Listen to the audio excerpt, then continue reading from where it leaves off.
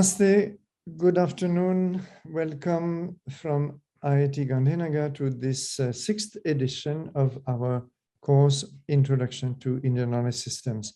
This course was conceived long ago as a way to bring together great scholars on many aspects of Indian civilization, knowledge systems, who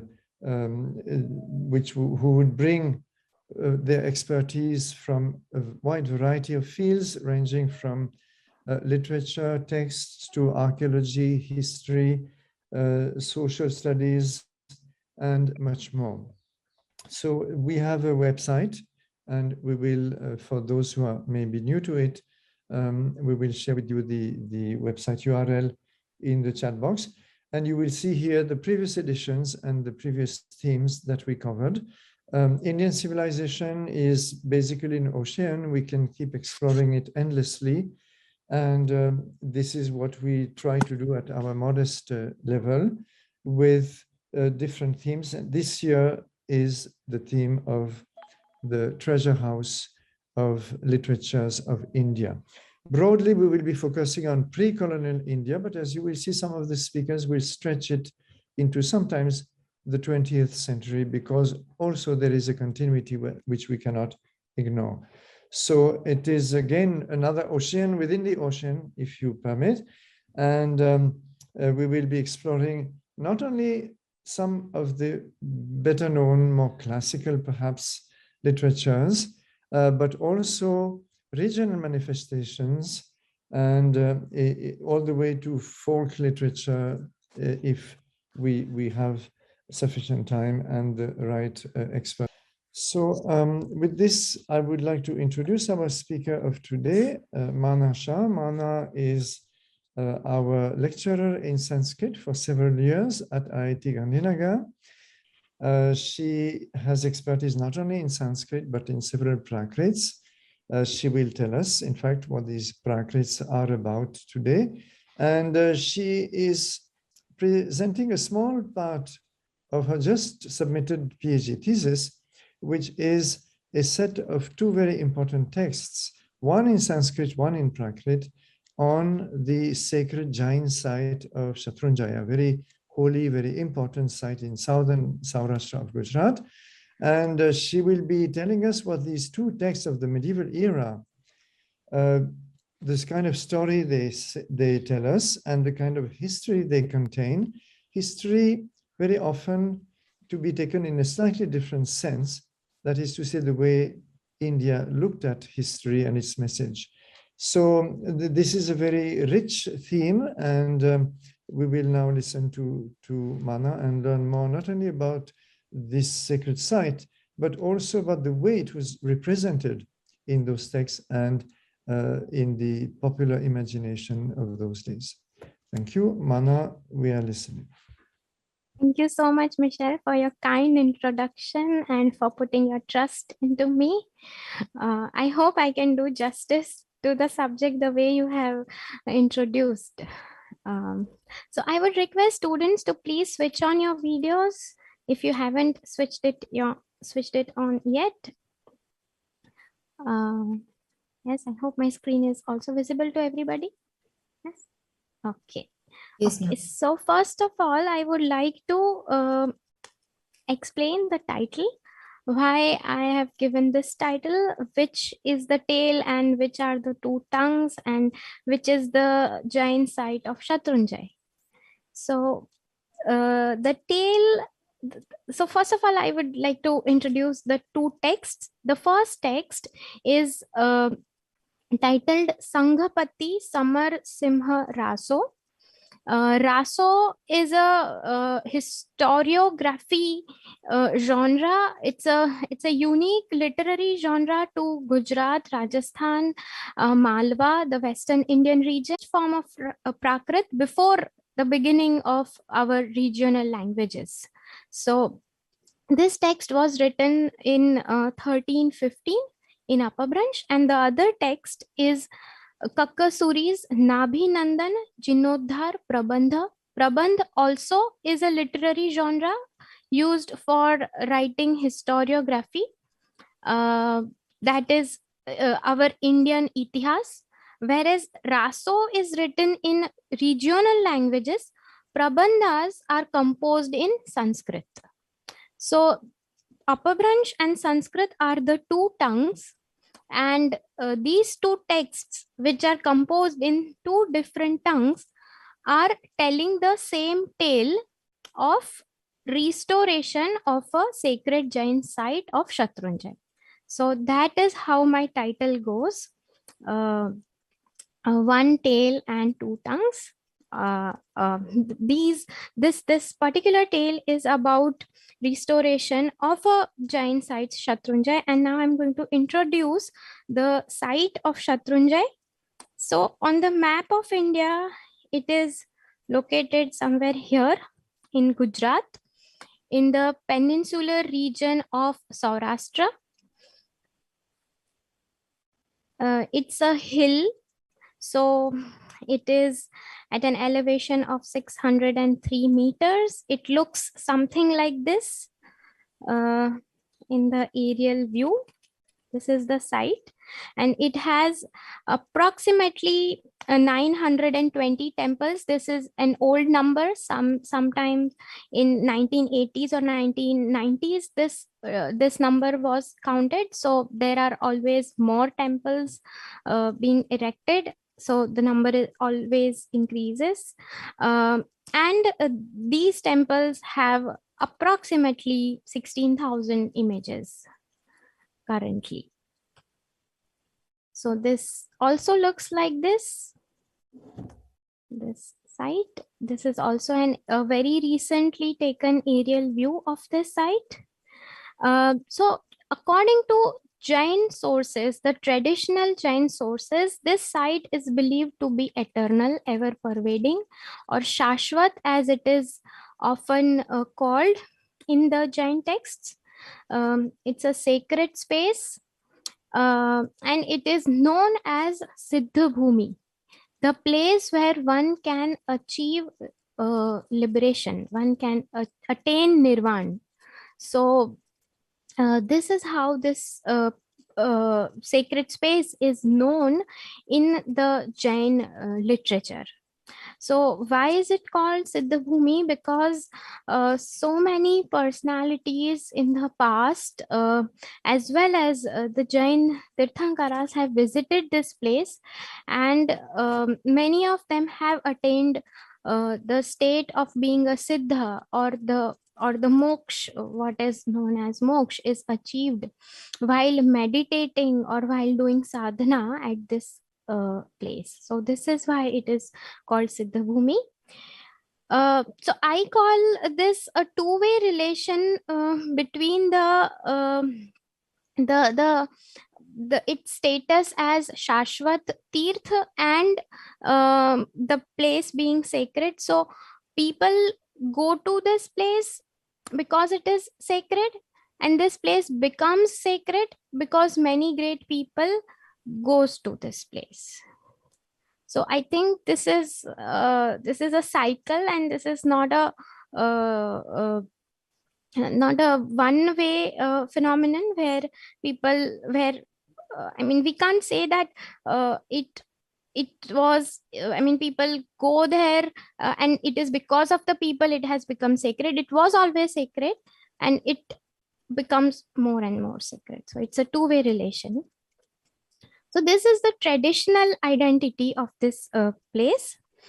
Archaeologically, the oldest inscription that we find at Śatruñjaya dates to 1008 CE. So this is the oldest inscription, the one which I have numbered 1. Then we have also inscriptions of the famous Jain ministers Vastupal and Tejpal, who were the ministers to the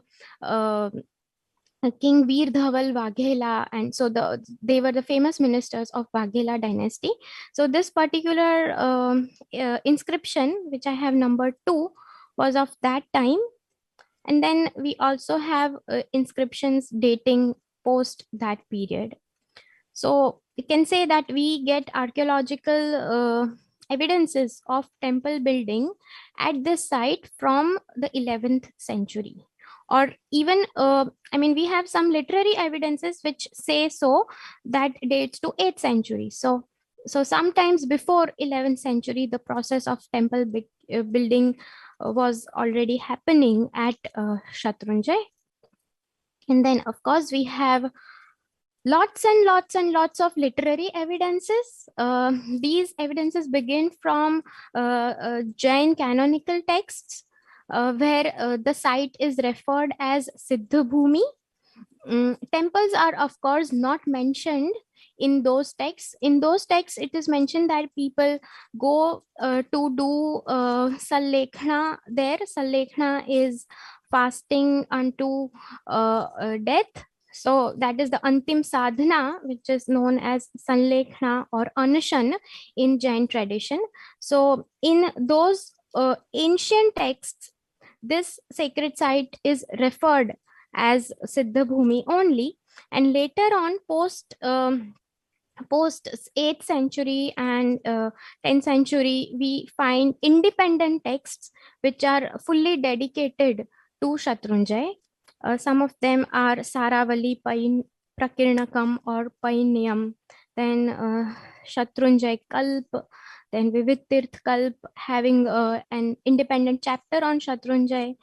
And then, of course, we have a lot of mythological tales about Śatruñjaya. So we can classify all this literature in 3 groups. The first group I can call it as the group which deals with itihas, and itihas include both traditional historical narratives about Śatruñjaya, as well as the actual, what we call history, which has archaeological proofs, etc. So both historical and mythical narratives about Śatruñjaya, Śatruñjaya Mahatmya, and the texts which we are going to talk about come within this group. Then we have pilgrimages, literature which retell the pilgrimage experiences about Śatruñjaya. So those are the Sanghayatras about Śatruñjaya and the Chaitya Paripatis, where the pilgrims narrate each and every temple or specialities about that particular sites that they are visiting. So through these Chaitya Paripatis, we understand the gradual development of particular sites, because they are very accurate. And the third section is devotional literature, which is plenty. Under this section comes the stotra literature, stavanas, etc. So, and interestingly, all this traditional literature about Śatruñjaya, as I said, it believes that Śatruñjaya is eternal, is Shashvat. So this literature puts Śatruñjaya on the wheel of time as existing on all the points, at all the this cosmic wheel, or the Jain time cycle, just like Hindu cycle of time, is eternal. It doesn't have any beginning and it doesn't have any end. It goes on forever. So, and just like the Hindu cycle of time is divided in 4 yugas, the Jain cycle of time is divided into 6 aras, the spokes. And this literature believes that Śatruñjaya has existed during all those spokes of time, during all those phases of time. It's just that its size increases or decreases with the time. If it's good time, if it's Satyug, or if it's the first ara, then Śatruñjaya is very huge. And in the declining period of time, the size of Śatruñjaya, or the expansion of Śatruñjaya decreases accordingly. So this particular phenomenon also affects how history of Śatruñjaya is seen. So this literature also says that in each period of time, Śatruñjaya has undergone many restorations. Because if it is an eternal site, then it needs to exist at all periods of time. So for that, Śatruñjaya undergoes something called Udhar. And Udhar has various meanings. Literary Udhar means improvisation, but in the case of Śatruñjaya, it has multiple meanings. So the first meaning can be said as building a temple on this site. So this site is already believed to be sacred, already believed to be Siddha Bhumi, but to build a temple on this site is a different thing. So only after a temple is built would people come to there to worship the people who have achieved liberation on this site. So that is the first meaning of Udhar, that building a temple for the first time. Then restoring the pilgrimage site after its natural decline. So if the temples would undergo wear and tear, then people would restore them, the temples. Afterwards, there is in the mythical narratives, it is also said that the images which were consecrated into these temples were made up of jewels and other precious material. So with the decline of time, these images were replaced.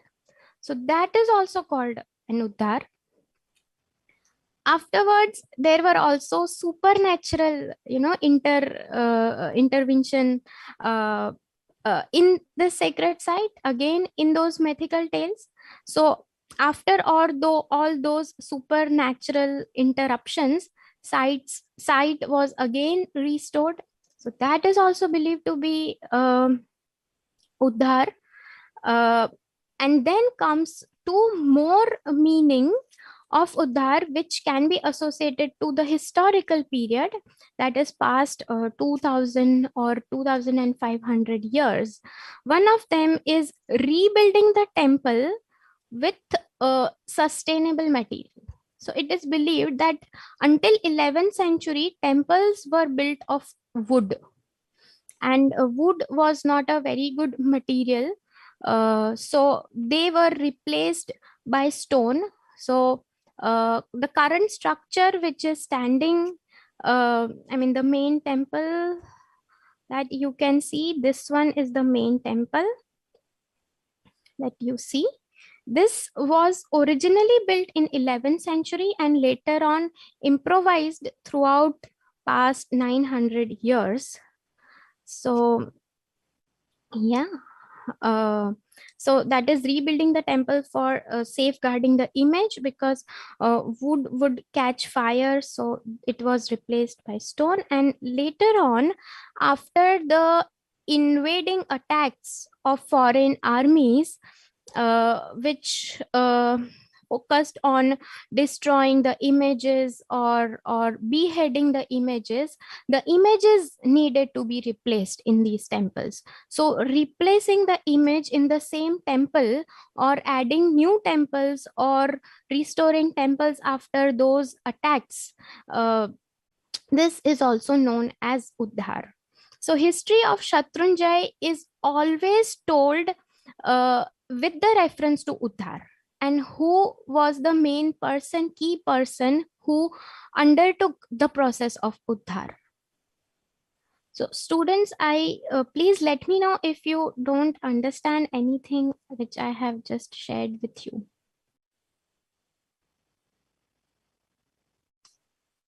I'm asking particularly to our students who have registered for the course, whatever I have shared until now, because what I'm going to tell you after this depends on your understanding of what I have just explained.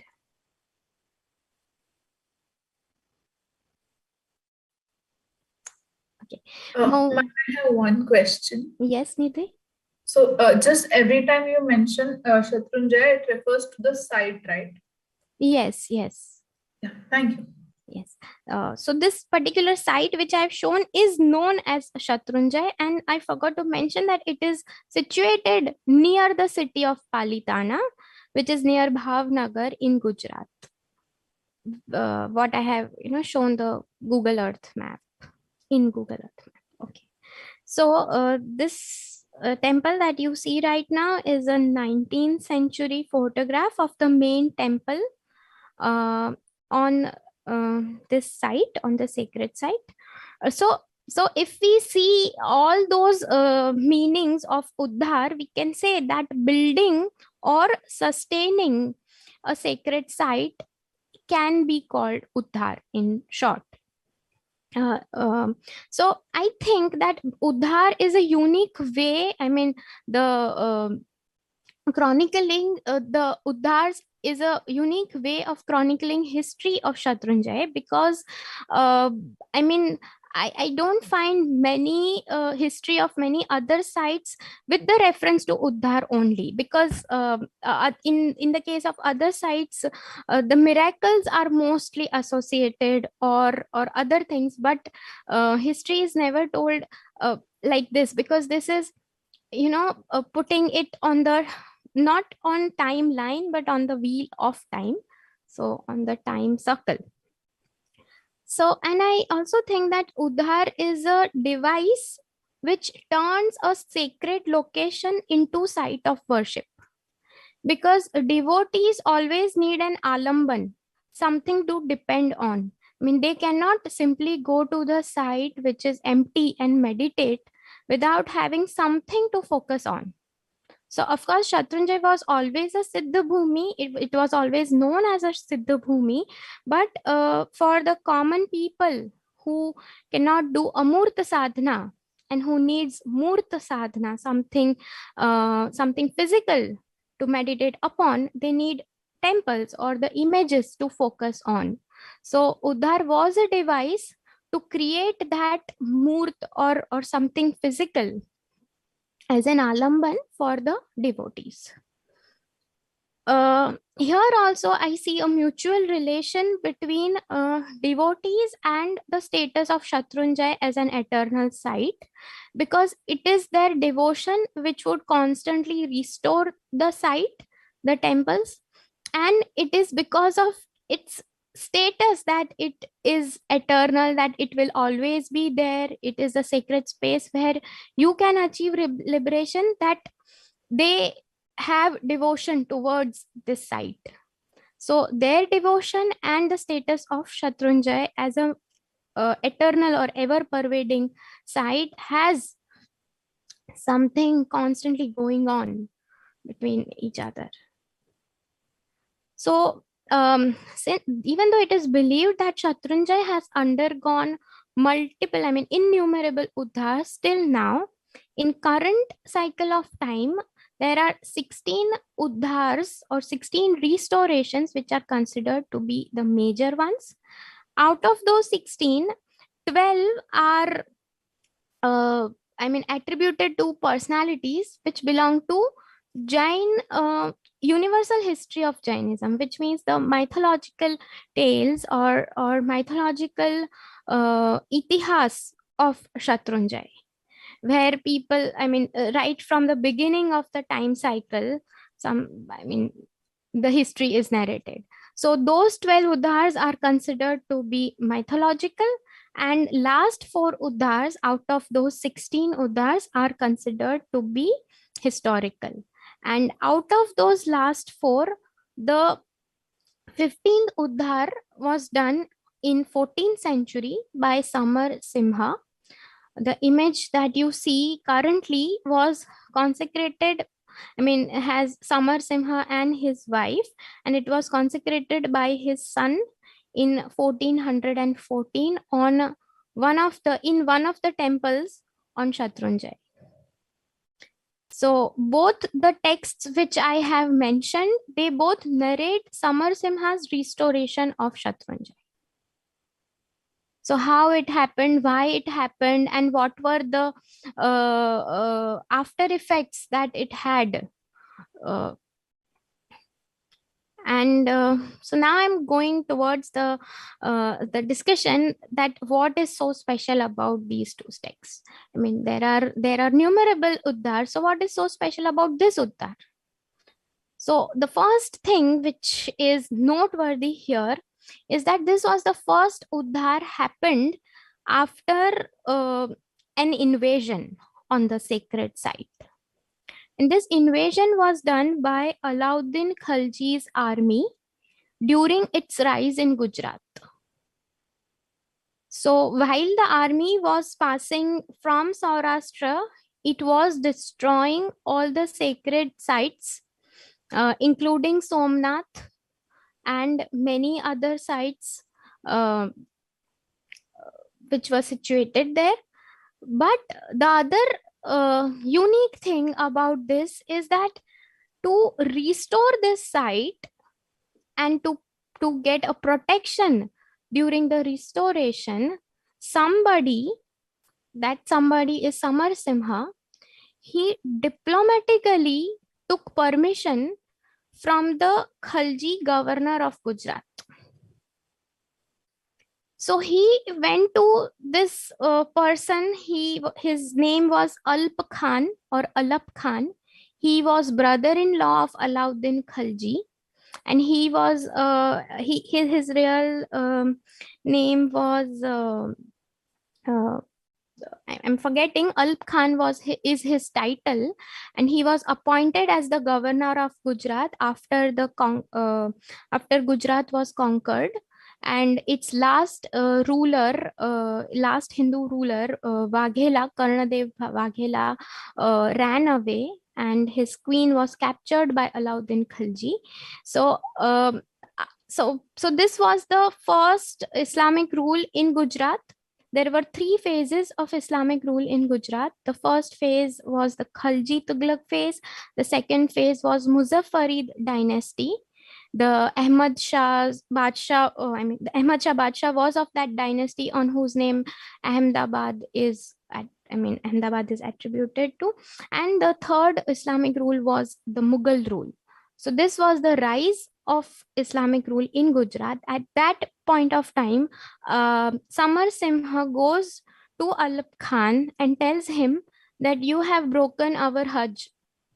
And just like Mahesh, or just like Shankar destroys and Brahma creates, you will also have to become Brahma for this site, and you will have to give me permission to rebuild this site. This is how he talks with Alap Khan, the first Khaljī governor of Gujarat. And both of them had mutual benefits from each other. So because Samarāsiṃha belonged to the rich merchant community whose favors Alap Khan needed, he also gave the permission. This fact is noted by many scholars who have dealt with the topic of relations of Jain community with the Islamic rulers of that period. So Alp Khan gives him the permission because the old image of Jinnah was broken. It was beheaded. The post this Udhar, the image was beheaded. We don't know what exactly happened to the image, but a new image had to be created. So there was a new image. It was taken from somewhere in there is a place called Kumbhariyaji on the border of Gujarat and Rajasthan. There are many marble mines over there.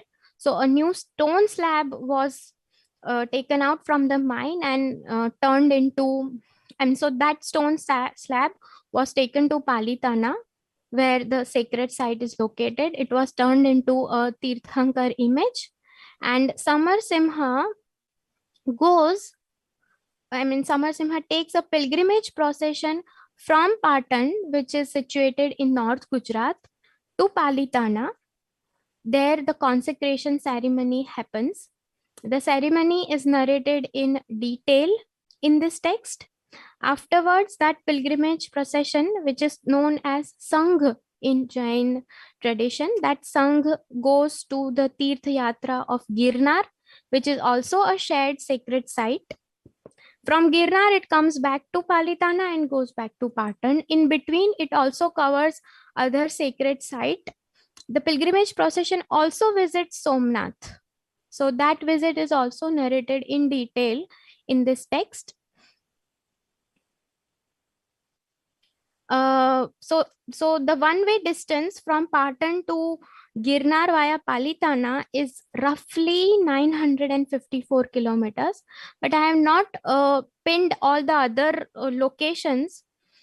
So this was the one-way distance. So it was approximately 2000 kilometers, which the Sangh Yatra cut during the time of 3 months. Because the Sangh Yatra started from Patan during the month of Posh and it returned back in the month of Chaitra. So it was approximately 3 months when they walked the distance of 2000 kilometers. So this was the unique thing about Samarāsiṃha's restoration. Many prominent monks and ladies, that is the householders, they joined this yatra. Now, the question is that when once this narration was already written in Apabhraṃśa, what was the need of rewriting this same narrative? So the first time it was narrated by somebody who was part of this pilgrimage procession. He was a monk, he was a Jain monk. So he had eyewitnessed everything. And right after the pilgrimage procession ended, he composed this small text of 110 Apabhraṃśa Gathas. So he has written very crisply, and in short, he has narrated the whole incident, including, and he has even related the itihas of Śatruñjaya and yes, and since Samarāsiṃha was the prominent person, he also briefly mentions his genealogy. But after some 22 years, after some 21, 22 years, there comes another narrative. The same incidents are narrated in that text, but it is composed in Sanskrit. It has 2344 shlokas, and it comes in a completely different form, in the Prabandha form, and it has detailed accounts of the whole incident. It has a very elaborated itihas of Śatruñjaya, elaborated genealogy of Samarāsiṃha, his guru, the mendicant lineage of his guru. Everything is detailed. So now I'm moving on towards a different subject about both the texts. Yes, so Dharmic Raso is both Raso and Prabandha are genres of texts which narrate history, or what we call as itihas. But Raso, most of the Rasos are written in regional languages like Rajasthani, Marwari, Gujarati, Malvi, the language of Madhya Pradesh. And sometimes those languages are mixed until there were the geographical boundaries of Gujarat, Rajasthan and Malwa was not fixed. It happened during the Islamic period. So during that time, it used to be written in a language called Maru Gurjar, which was a mix of Marwadi and Gujarati and something like that. So Rasos were written in those regional languages and Prabandhas were written in Sanskrit. So it's only like the difference of languages, and there's no difference in the form? No. Or... Okay. No. There is a Prithviraj Raso, very long text, which if had it been written in Sanskrit, it would be Prithviraj Charitam, which is also there.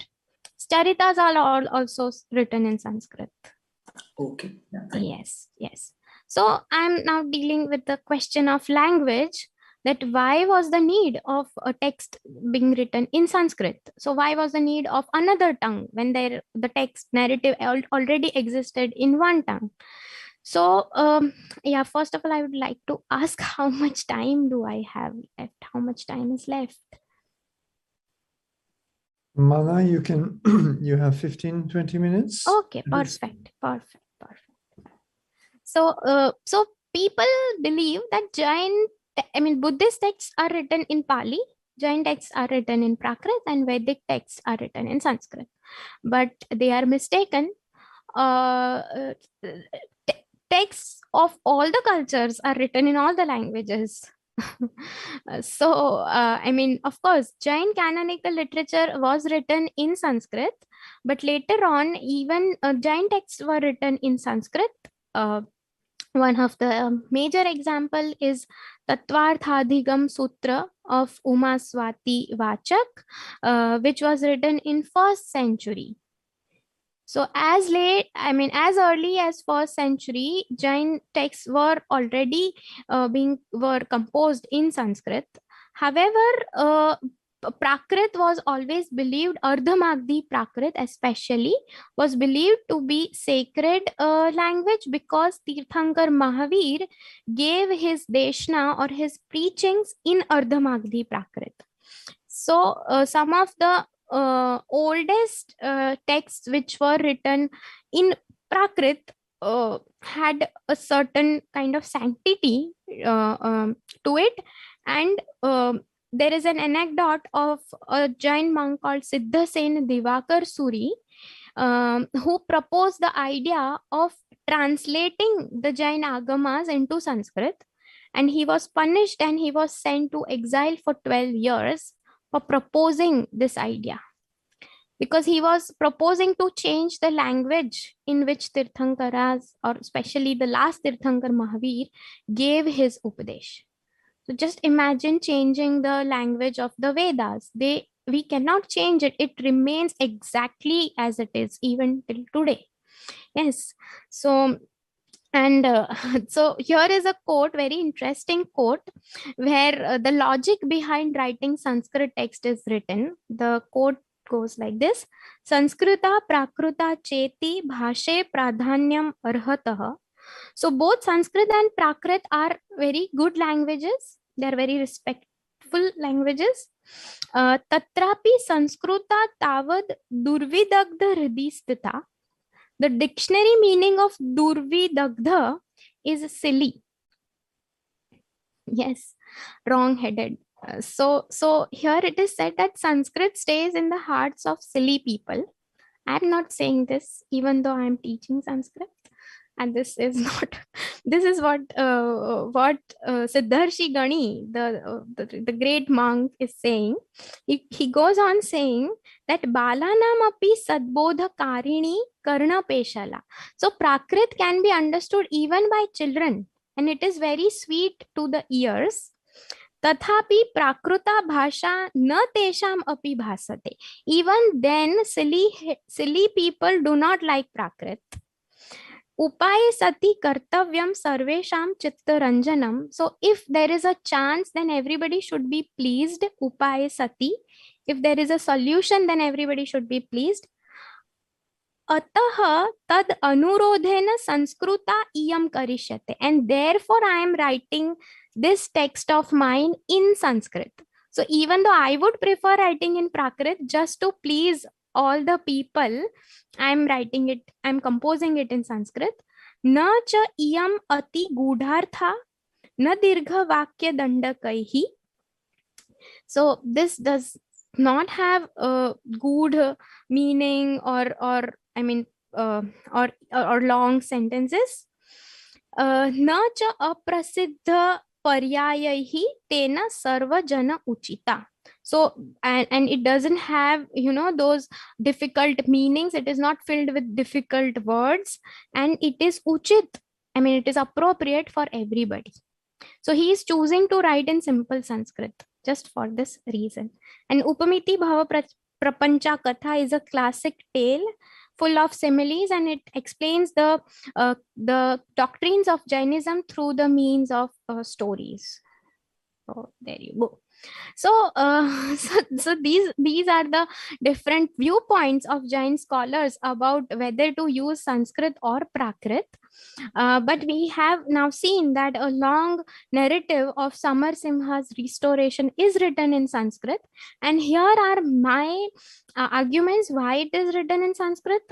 Because of course, it needed to be written again because there were many details which were missing in the short version.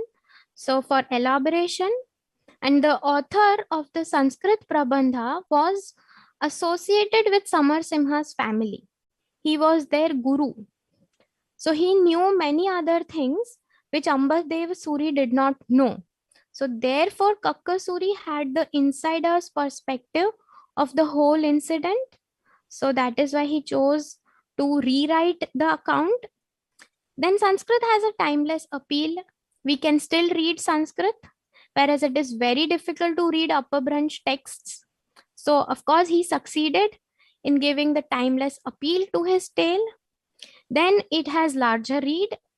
So something which is written in Maru Gurjar or Old Gujarati or Apabhraṃśa, which is closer to Gujarati or Rajasthani, cannot be read easily by other parts of India. And Sanskrit can be read across India. So it has larger reach, even though it was easier to read by common people, the Apabhraṃśa tale. So I think by writing his tale in Sanskrit, he made his tale go beyond time and space. And then of course, Sanskrit gives formal status to everything. So he formalized the whole tale by giving it by writing it in the form of prabandha. So this was why there was a need of rewriting in Sanskrit. And lastly, second lastly, I'm going to discuss some of the themes which this tale, both the tales talk about. The first theme is the concept of tirtha. Now, concept of tirtha is some bit different in Jainism, because of course the main meaning or the core meaning of the word tirtha remains the same. That is the tool which helps you cross the ocean of sansar sagar. That remains the same, but in Jainism, the first meaning of tirtha is the speech of tirthankaras. And that is why tirthankaras are known as tirthankar. They establish a community, a fourfold community, which is made up of Shraman, Shramani, or Sadhu, Sadhvi, Shravak, and Shravika. So this fourfold community helps a person reach or attain liberation, and that is why tirthankaras are known as tirthankaras, the ford makers. So their speech is known as tirtha. The texts which hold the meaning of their speech, which is agamas or jinvani, is also known as tirtha. The fourfold community is also known as tirtha. And later on, the sacred places where tirthankaras had moved or achieved liberation, or were born or had achieved keval jnana, were also known as tirtha. So right now, even their images are known as tirtha, or the places where their images are existing are also known as tirtha. So Jin Agam, that is the speech of tirthankaras, and Jin Bimb, that is the images of tirthankaras, are both tirtha. So the text Nābhinandana-jinoddhāra has the name Jin Udhar in it. So the theme of Udhar is a core part of this text. Consecration of Jina images. Why consecration is important?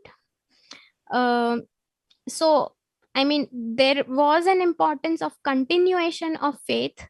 So if there would be no alamban, or if the alamban itself is invaded or is destroyed or is desecrated, then it's an attack on the faith of people. So they needed to re-establish their faith, sustain their faith. So by doing Jina Udhar, they were actually restoring their own faith. So, and of course, the journey towards that pilgrimage place, so that is the Tirtha Yatra, that is also one of the core theme of this text. Very detailed description is given of the Tirtha Yatra. So Tirtha Yatra is also a way of experiencing many things which are directed, which are indicated to be done by the followers who are following the path of the Tirthankaras. Yeah, so yes, so I think that the consecration of Jina image and journey towards that through the basic theme of Udhar are the main topics which both the texts discuss. And I also think observing the current practices and observing the past literary texts on Śatruñjaya, that people are more concerned with the traditional accounts rather than the historical accounts. I mean, people are still celebrating festivals which are attributed to mythical characters rather than remembering dates or events which happened in near past. So I think that Śatruñjaya's identity as Siddha Bhumi has more impact on the minds of devotees rather than the recent history of Śatruñjaya. So its status as Siddha Bhumi still remains at the central at the focus point of the devotees. And lastly, I would discuss the impacts which this text had at that period of time, and perhaps after sometimes later. So the one of the most prominent part of the whole text is the dialogue which happens between Samarāsiṃha's father and his guru. When the site was invaded, the guru goes, the Shishya, that is Samarāsiṃha's father, his name was deśī. He goes to his guru. He was broken-hearted. He was disappointed that the site was invaded. Not only him, but entire Jain community was in shock after getting the news of desecration of this site. So this guru, instead of criticizing anybody, he tells to deśī that think about the nature of the world. He tells him that it's like a crow putting his beak into sacred water. So that crow is Khaljī. He compares Khaljī, that is the bad period of time, with the crow, and he blames the whole thing on Khaljī. He does not blame anybody, because it was the need of that time was survival. So he tells that all these things happen due to the bad period of time, and it is more important to recreate rather than being disheartened. So you need to be stable. Samata is the need of the hour. So you must control yourself, and you should rather think of restoring the site. So as long as there are restorers of this site, nothing bad has happened. You can always recreate the site. And that is how the guru encourages deśī, the father of Samarāsiṃha, to do the restoration. In a way, he heals the wounds, and he teaches the Jain doctrine. It's not Jain doctrine only, it's the Indian doctrine of samatva, the same thing that Gita talks in the Sthita Prajna, when he discusses the qualities of Sthita Prajna. So I think the text indicates that sustenance of faith is more important during the time of Kali Yuga, rather than being disappointed or not doing anything. I think the second line of that 2.47, the shlok of Bhagavad Gita, where it is said that be afraid of not doing anything. Right? So that same thing is told here, that you should, rather than being disheartened, you should think of the recreation. And the same thing had happened post Samarāsiṃha also, because during the time of Muzaffarid dynasty, the site was attacked again, and there was another merchant called Shah. He belonged to Chittor, and he had to in fact wait quite long. He befriended the king of Muzaffarid dynasty, and when I think it was Muzaffar Shah the second, if I'm not mistaken, and he later on, when the time was right, he took permission to restore the site again, and it was during 16th century. It was 1587 Vikram Samvat. So sometimes early 17th century, if I can say. Yeah, if I turn it into common era. So, and even after that, the Shantidas Jhaveri, he is a very known figure in among recent history of Jainism. He also had quite an influential position in the Mughal court, and he took the farmans of protection of Śatruñjaya from Aurangzeb. And Aurangzeb had desecrated some of the nicest temples in Gujarat. So despite all that, he goes to Aurangzeb and takes permission to get farman to protect the site of Śatruñjaya. So what Samarāsiṃha did in 14th century was done repeatedly by other people after him. And when Samarāsiṃha took permission from Alp Khan and he succeeded to do the restoration in 1315, it was the same time when Alauddin was killed, and and Alp Khan was also murdered. So at very crucial point of time, and then there was political imbalance in Gujarat. So at a very crucial time, he had taken the permission and succeeded doing the restoration. So that is not discussed in the traditional histories of Śatruñjaya, because they were not concerned who was the king, etc. But we know it by comparative history. And in the end, I could say that Śatruñjaya's present state is also an example of how these tales had influenced the devotees.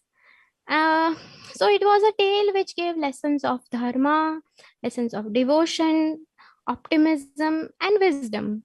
Because instead of fighting, Samarāsiṃha behaved quite. He diplomatically handled the situation. So yes, that is all. I would like to end the talk by quoting these lines from Samarāsiṃha Rāso. It goes like this: Hiva puna naviyaj vata jini dihadai dohilaye. So we have heard a new talk, which is we have heard a new incident, which is quite rare these days. Dohilai means rare. Khattiya khagguna linti sahasiyah sahasu galaye. When Kshatriyas are no longer holding the khadag, that is the sword, when Kshatriyas have stopped holding the sword, and all the valor from the courageous people is lost, Tini Dini Dinu Dikhau Samarāsiṃhi Jinoddhāra-prabandha. In those days, in the forest of Jinoddhāra, a lion by the name of Samarāsiṃha appears. Tasuguna karahu udyau jima andharai phatik mani. Like the sphatik mani, or like the crystal in the dark night, his qualities are shining. Sarani amiyatani yajini Vahavi Maru Mandali him. He has flowed the source of Amrit, the nectar. He has flowed the source of nectar in Maru Mandal, in the desert. Kiyu Krutajuga Avataru Kali Jugi Chito Bahubale. He has won the Kali Yuga. He was avatar of a Satyug who was born in a Kali Yuga, and he has won over Kali Yuga by his own Bahubal, by his own strength of his arms. That's all.